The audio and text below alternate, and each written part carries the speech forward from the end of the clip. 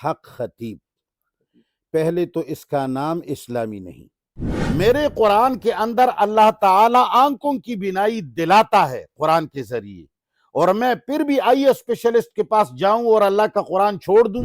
میرا رب قرآن کے ذریعے کینسر کا علاج کرواتا ہے، میں پھر بھی عمران خان کے اسپتال میں جاؤں؟ دنیا میں اللہ تعالیٰ اور اللہ تعالیٰ کی کتاب کے علاوہ کسی اور چیز کو حق خطیب کہنا، یہ اسلام میں بالکل ناجائز ہے، حرام ہے۔ اس نے گویا کہ اللہ تعالیٰ کی صفت کو اپنے نام کے ساتھ رکھا۔ قرآن اور سنت میں ایسی کوئی دوا نہیں ہے، ایسی کوئی دعا نہیں ہے جس کے ذریعے سے آدمی کے منہ سے کیل نکل آئے۔ بسم اللہ الرحمن الرحیم۔ السلام علیکم ورحمۃ اللہ وبرکاتہ۔ دوستوں، میں ہوں عمران خان اور آپ دیکھ رہے ہیں عمران خان آفیشل۔ آج کا یہ جو پروگرام ہے، جو انٹرویو ہے، یہ اردو میں کرنا چاہتا ہوں، کیونکہ جو مسئلہ ہے، آپ سب کو پتہ ہے کہ آج کل سوشل میڈیا پر جعلی پیر بہت زیادہ ہے۔ آپ نے دیکھا ہوگا کہ پنجاب میں ایک پیر ہے، پیر خطیب سرکار، جو اس طرح کرتا ہے اور لوگوں کی علاج کرتا ہے۔ آج مفتی صاحب کے پاس آیا ہوں، ان سے بات کریں گے ان کے حوالے سے، کیونکہ ایسا کیسا ہو سکتا ہے کہ ایک شخص جو کہ جس کو کچھ بھی نہیں آتا اور وہ اس طرح کرتا ہے، اور جو مریض ہوتا ہے وہ اٹھ کر چلا جاتا ہے، جو معذور ہوتا ہے۔ تو اس بارے میں جو ہے مفتی صاحب سے بات کرتے ہیں۔ السلام علیکم۔ وعلیکم السلام ورحمۃ اللہ وبرکاتہ۔ مفتی صاحب، آج کل جو ہے سوشل میڈیا پر آپ نے دیکھا ہوگا ایک مسئلہ ہے ٹیم سریام کا اور پیر خطیب سرکار کا، جو کہ دعویٰ کرتا ہے کہ میں لوگوں کا علاج کرتا ہوں، جو معذور ہوتے ہیں، جو گونگا ہوتے ہیں، تو وہ اس طرح شف کر دیتا ہے اور ہاتھ اس طرح ہلا کر دیتا ہے، تو وہ مریض جو ہوتا ہے وہ چلنے لگتا ہے، وہ بولنے لگتا ہے۔ تو آپ بتائیے اس بارے میں کہ کیا حقیقت ہے؟ بسم اللہ الرحمن الرحیم۔ عمران صاحب، پہلی بات تو یہ ہے کہ جس جلی پیر کے بارے میں آپ فرما رہے ہیں حق خطیب، پہلے تو اس کا نام اسلامی نہیں، اس لیے کہ حق صرف اللہ ہے۔ اللہ تعالیٰ نے اپنے کتاب کے اندر یا تو اللہ نے اپنے آپ کو حق کہا یا اپنی کتاب کو حق کہا۔ دنیا میں اللہ تعالیٰ اور اللہ تعالیٰ کی کتاب کے علاوہ کسی اور چیز کو حق خطیب کہنا، یہ اسلام میں بالکل ناجائز ہے، حرام ہے۔ اس نے گویا کہ اللہ تعالیٰ کی صفت کو اپنے نام کے ساتھ رکھا۔ پہلے تو اس کو اس سے توبہ کرنا چاہیے۔ نمبر 2، قرآن اور سنت میں ایسی کوئی دوا نہیں ہے، ایسی کوئی دعا نہیں ہے جس کے ذریعے سے آدمی کے منہ سے کیل نکل آئے، اس کے آنکھوں سے چین نکل آئے، اور اس کے ذریعے سے کرتب کرائے جائیں۔ اس پیر صاحب کو، اپنا نام تو اس کا جو بھی ہے مجھے نہیں آتا، یہ خطیب صاحب جس کو بولتے ہیں، یہ جلی پیر حق خطیب صاحب، یہ پہلے تو مجھے وہ آیت بتا دے، وہ کون سی آیت ہے جس کے ذریعے سے لوگوں کے امراض دور ہو جاتے ہیں۔ اگر امراض دور ہو جاتے ہیں قرآن کریم کی آیتوں کے ذریعے، تو پھر محمد مصطفیٰ صلی اللہ علیہ وسلم اس زمانے میں طبیبوں کے پاس کیوں گئے اور انہوں نے طبیبوں سے علاج کیوں کروایا؟ ابو بکر، عمر، عثمان اور علی اور دیگر صحابہ کرام کے بارے میں یہ کتابیں بھری پڑی ہیں کہ اس زمانے میں طبیب ہوتے تھے، اور تو چھوڑو غیر مسلم طبیبوں سے بھی علاج کرائے گئے ہیں۔ اگر قرآن کریم کے اندر ایسی کوئی آیت ہے جس کے پڑھنے سے امراض کافور ہو جاتے ہیں، کینسر ٹھیک ہو جاتا ہے، آنکھوں کی بینائی آ جاتی ہے، اور گونگے بولنے لگتے ہیں، اور شل لوگ چل پڑتے ہیں، تو پھر یہ اتنی بڑی بڑی مشینیں جو جاپان سے اور امریکہ سے اور دنیا کے کونے کونے سے खरबों रुपए की जो मशीनें लाई जाती हैं, इसकी क्या जरूरत है? पाकिस्तान के अंदर ऐलान हो जाए कि हक खतीब साहब जब तक मौजूद है सारे अस्पतालों के बुनियाद ढाए जाएं, सारे अस्पताल खाली कराए जाएं, सारे एक्सरों की मशीनें निकाली जाएं, सारे ये जो अल्ट्रासाउंड मशीन है ये सारे के सारे बेच दिए जाएं, इसलिए कि हक खतीब साहब मौजूद हैं और कुरान तो मौजूद है ही मौजूद, वो तो हक खतीब साहब से पहले भी मौजूद था।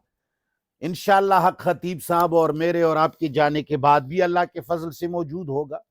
अगर कुरान करीम से ऐसे नायाब काम होते हैं तो फिर मुसलमान ममालिक में अस्पतालों और डॉक्टरों का वजूद इस कुरान के खिलाफ है।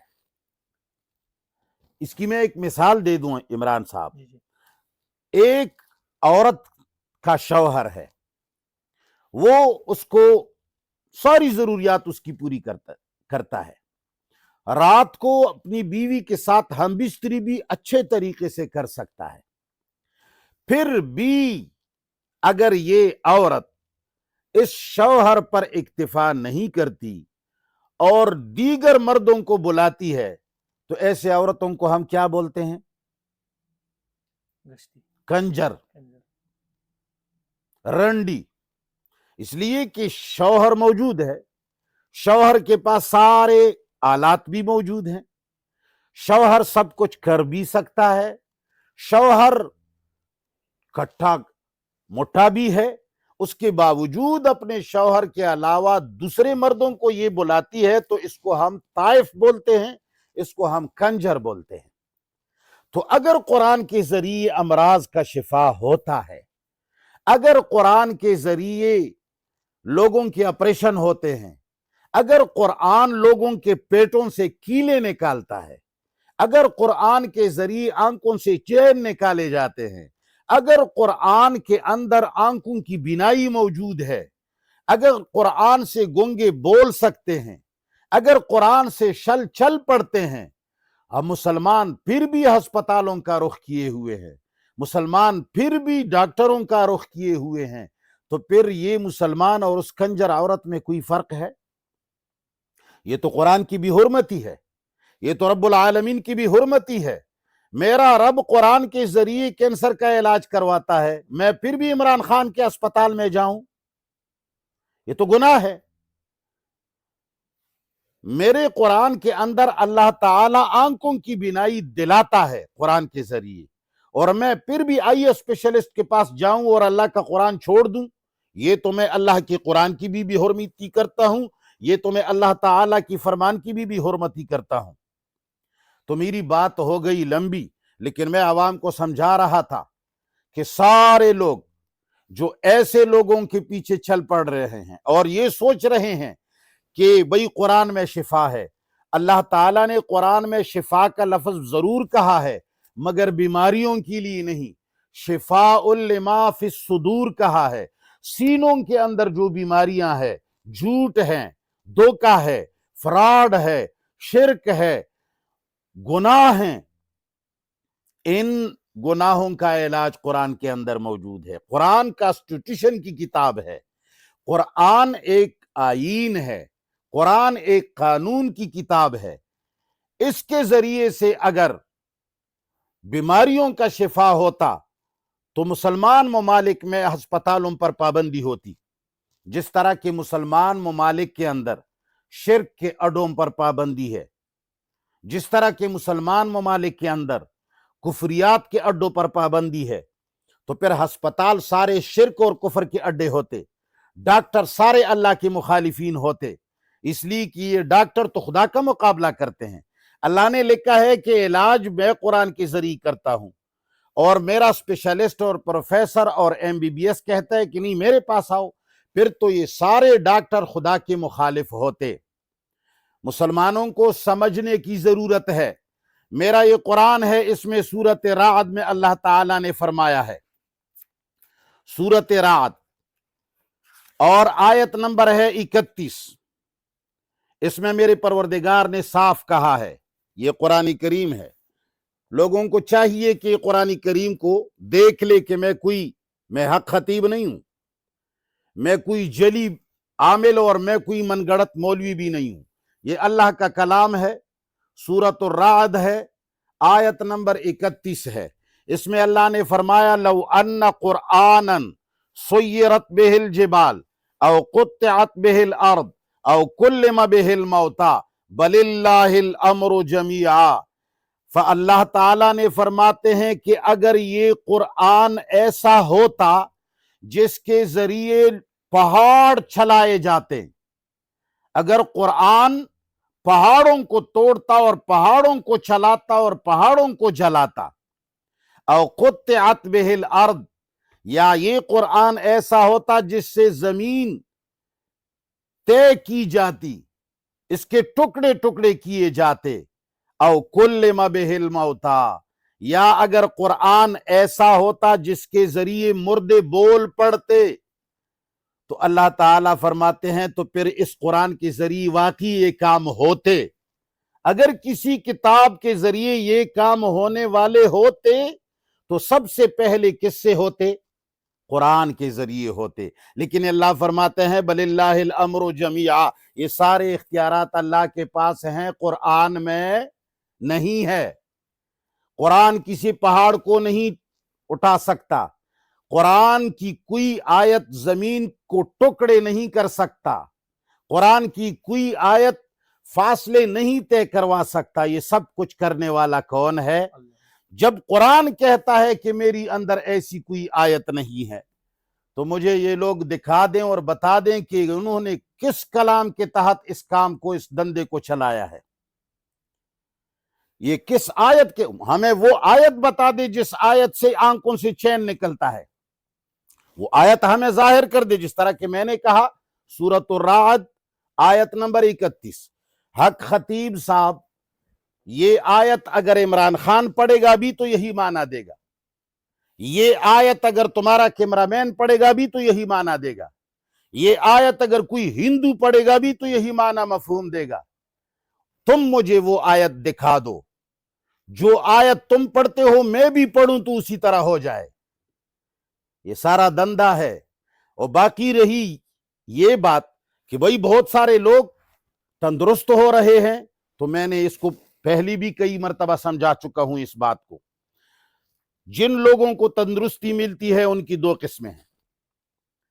جو لوگ کیمرے کے سامنے آ کر کے کہتے ہیں کہ بھئی میں حق خطیب صاحب کے پاس آیا، میرے گردے میں درد تھا، میں ٹھیک ہو گیا۔ جو کہتا ہے کہ بھئی عمران خان آیا اور کہتا ہے میری آنکھوں میں بینائی نہیں تھی، میں جیسے حق خطیب کے پاس آیا میری بینائی آ گئی۔ یہ دو قسم کے لوگ ہیں۔ پہلے قسم یہ وہ بکے ہوئے غلام ہیں جو حق خطیب یا کسی بھی جلی پیر اور جادوگر کی ساتھی ہوتے ہیں۔ وہ ایڑی چوٹی کا زور لگا کر، جھوٹی گواہی دے کر لوگوں کے سامنے کہتے ہیں کہ بھئی میرا بھی یہاں درد تھا تو میں ٹھیک ہوا۔ یہ اکثر ملے ہوئے ہوتے ہیں۔ نمبر دو، جن کو واقعی شفا مل جاتا ہے وہ توہم پرست ہوتے ہیں۔ دماغ جو ہے یہ سپر کمپیوٹر ہے۔ آپ کے دماغ کے اندر جب ایک مرتبہ توہم کی وجہ سے کوئی بیماری تمہارے دماغ نے دکھا دی کہ تمہارا یہ جگہ درد کر رہا ہے، اب کسی بھی ایسے من گڑت آدمی کے پاس جا کر جب تمہارا سپر کمپیوٹر کہے کہ اس کی چف سے یہ درد ٹھیک ہوگا، تو اس کی چف سے وہ ٹھیک ہو جاتا ہے۔ وہ درد ہوتا نہیں ہے، وہ وہم ہوتا ہے۔ وہ وہم تھا تو چف کے ساتھ ٹھیک ہو گیا۔ جو واقعی درد ہوتا ہے کسی کا باپ ٹھیک نہیں کر سکتا۔ اگر حق خطیب کہتا ہے یا کوئی دوسرا من گڑت تعویذگر تعویذ فروش اللہ کا دشمن کہتا ہے کہ نہیں اللہ کے کلام سے ایسا ہوتا ہے، تو وہ میرے پاس آئے، میں اس کے ایک انگلی کو بلیڈ کے ذریعے کاٹ لیتا ہوں، چاقو کی ذریعے کاٹ لیتا ہوں، یہ پورا قرآن پڑھ کر کے سنائے، اس زخم کو یہ ٹھیک کر دے 2 منٹ کے اندر، میں دیکھ لوں گا کہ تمہارے اندر واقعی شفا کی طاقت ہے۔ یہ سارا جھوٹ ہے، یہ قرآن کے خلاف ہے۔ اور اس خطیب کو جو چیلنج کیا گیا ہے بہت اچھا ہوا، لیکن سینکڑوں ہزاروں اور ہیں، سب کو چیلنج کرنا چاہیے۔ इस मुल्क का बेड़ा इन लोगों ने गर्क कर दिया। हमारी माओ और बहनों की जनाजे इन्होंने निकाले, लोगों के माल खा लिए, उनकी इज्जतों पर डाका डाला इन लोगों ने। और जो कहते हैं कि सच्चे भी इनमें है, कोई इनमें सच नहीं, पीरों में कोई सच नहीं है। इकरारुल हसन साहब जिसने इसको चैलेंज दिया है, इकरारुल हसन को हम नहीं जानते, वो जैसा भी आदमी है, लेकिन इस बात में हम उसके साथी हैं, हम उनके साथ शाना बशाना खड़े हैं। जिस दुनिया के अदालत के अंदर वो मेरे से बात करना चाहता है तो वो मेरे सामने कोई करतब दिखाए, किसी और से नहीं, मुझसे चैन निकाले, मुझसे खून निकाले, मुझसे कीले निकाले, मेरी बीमारी ठीक कर दे, या उसकी उंगली को मैं छुरी के जरिए काट देता हूं और ये उस पर चुफ करके फौरन ठीक कर दे। ये सारा झूठ का मामला है। मुसलमानों को इस चीज से ध्यान करना चाहिए। जज़ाकुमुल्लाह खैर। बहुत बहुत शुक्रिया।